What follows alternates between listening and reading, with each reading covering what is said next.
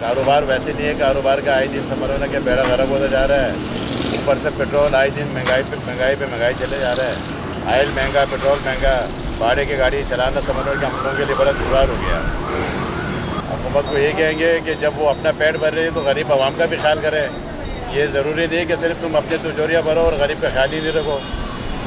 गरीब भी समझ रहे कि तुम्हारी रियायत में आते हैं, उनका भी ख्याल रखो भाई।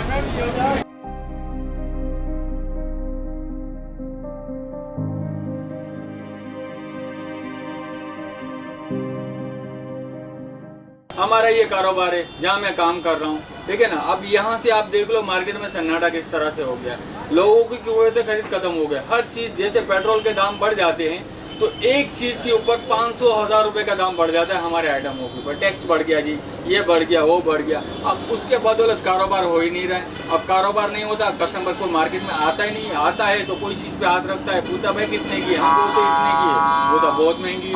अगर हम उसको कम दाम में बेचते तो हम अपने वसाइल पूरे नहीं कर सक रहे, और अगर हम उसको बढ़ा के बेचते तो कस्टमर की सहूलत पूरी नहीं होती। उसके बदौलत मार्केट में देख लो सन्नाटे हो गए, कारोबार खत्म हो गया है। अब इन तरफ गवर्नमेंट तवज्जो ही नहीं देती है कि भाई ये क्या हो रहा है। ना छोटा बंदा है वो ज़मीन में जाता हुआ जा रहा है, बड़ा बंदा है वो कहाँ से कहाँ जाता हुआ जा रहा है। कम से कम उस तरह के तो वसाइल हो कि एक बंदा छोटी दुकान लेके बैठा हुआ है या कोई छोटा मोटा कारोबार कर रहा है तो उनके लिए तो कोई सहूलत हो कि भाई चलो जी आपका कारोबार नहीं, हमने इन चीज़ों पे इतना टैक्स कम कर दिया, या इन चीज़ों की, इन वसाइलों के लिए हमने आपके लिए ये सहूलत कर दी। हमारे लिए कोई सहूलत नहीं। हम ताज़े बोले जाते हैं नाम के, दुकान लेके बैठे हुए नाम के।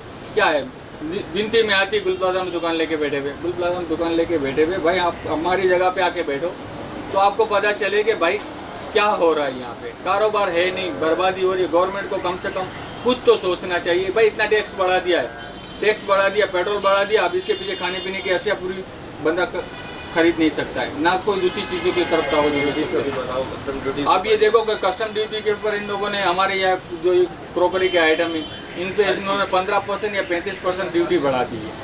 35% ड्यूटी बढ़ाई। हमारा एक आइटम 5200 रुपये का आता था, आज खुद ब खुद वो 6500 रुपये का हो गया। उसको कैसे बेचेगा बंदा।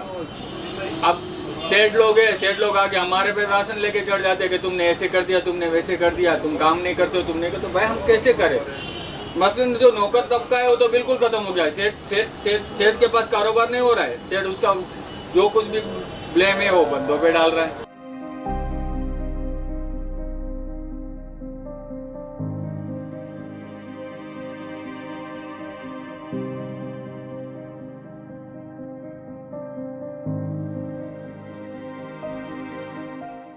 डॉलर की रेट्स पे आपको याद होगा कि डॉलर किस टाइम पे कहाँ थे। मुशर्रफ का दौर फिर भी जो भी था जैसा भी था अच्छा था।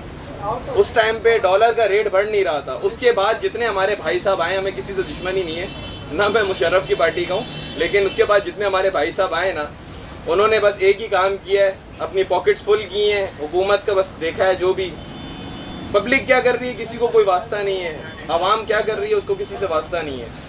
या गवर्नमेंट जॉब्स के लिए अगर यहाँ पे वैकेंसीज आती हैं तो वहाँ पे पहले ही सिफारिशात चल जाती हैं, पर्चियाँ चल जाती हैं। जब वहाँ पे अगर आपकी पॉलिसीज़ नहीं अप्लाई हो रही तो आप यहाँ पे आके तो हम पे जुल्म शुरू करो। यहाँ पे भी आप 2.5 रुपये बढ़ा रहे हो, कितना जुल्म और हम सह सकते हैं। एक वक्त आएगा हम भी क्या करेंगे, हम भी आवाम से निकालेंगे, आवाम की बदवाएं आपको लगेंगी, हमें क्या जाएगा। आप दुनिया में कमा रहे हैं, हम आखिरत में कमाएंगे, ये हमारा ईमान है।